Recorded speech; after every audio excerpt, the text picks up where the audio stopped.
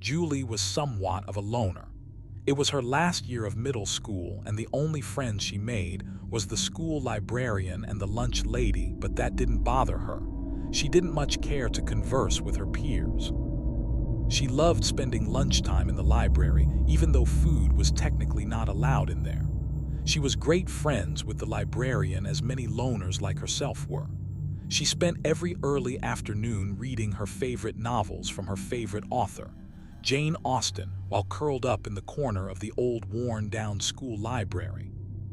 One day she got too caught up in reading her book that she was late for her math class. She ran as fast as she could down the hall and across the walkway to the other campus of the school. Her school made the terrible decision to split classes between two buildings that were a far walk apart, that it felt nearly impossible to make it to class on time. Though she moved as fast as she could, the teacher didn't care and assigned her detention anyway. She complained and told the teacher she wouldn't have been so late had the buildings not been so far apart, but he didn't care. He made her take a seat and said he'd extend her detention if she didn't stop complaining. Julie took her seat, slamming herself down as she did and rolling her eyes. Her math teacher never liked her for some reason, and she found it weird that a teenager could get under a middle-aged man's skin. The day went by slowly, and Julie felt herself slipping from consciousness after every class, but she couldn't let herself fall asleep since she now had to go to detention after school.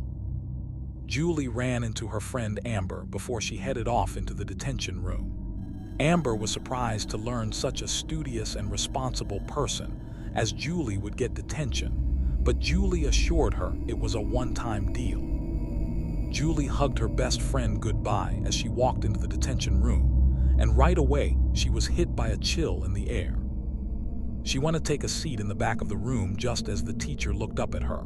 Her math teacher was of course responsible for holding detention as well. Julie paid no attention to him as she opened her backpack and pulled out a book to read for her duration there.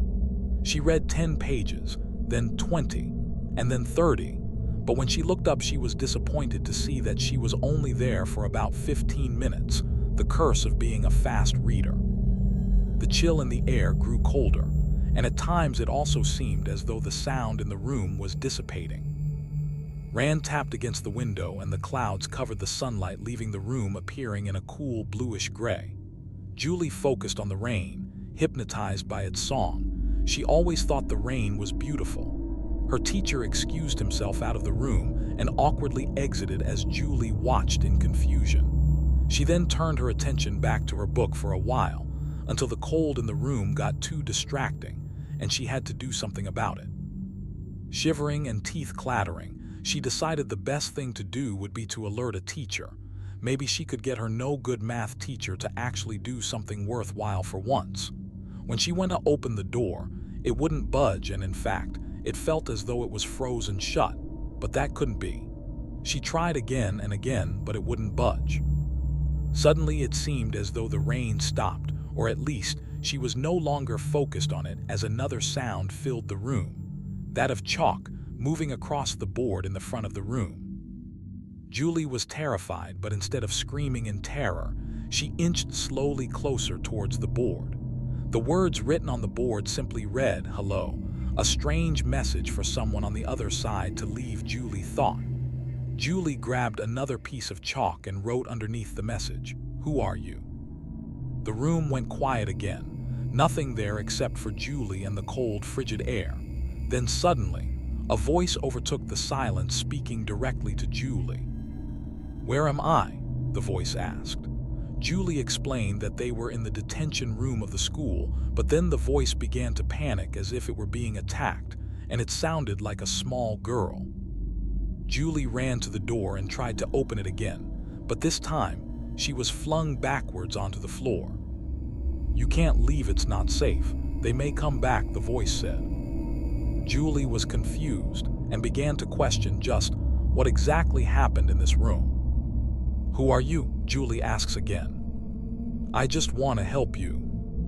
The room went silent again for a moment before the voice responded, "I'm Dana," the voice said calmly. Dana, the name sounded familiar, and then it hit Julie like a pile of bricks. Dana was a young freshman girl who was bullied by a group of mean girls. No one knows what happened to her, but many people believed that group of girls pushed her too far and killed her by accident. But this all happened years ago. "You're okay now, Dana. No one can hurt you anymore," Julie said, trying to comfort her, but Dana felt anything but comfort as she managed to throw a desk into the wall.